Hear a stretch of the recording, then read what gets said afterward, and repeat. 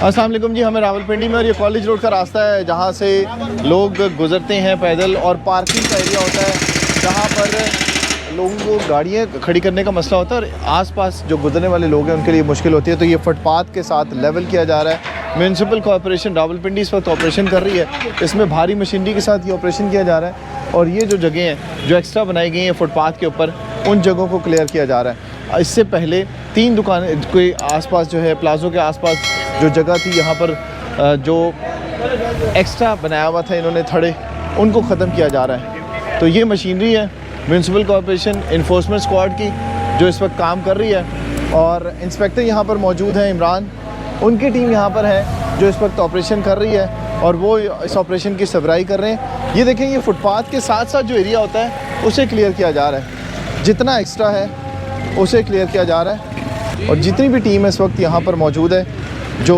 यहाँ पे इन रास्तों को क्लियर करवा रही है, और उसके बाद ये जो थड़े एक्स्ट्रा उन्हें तोड़ा जा रहा है।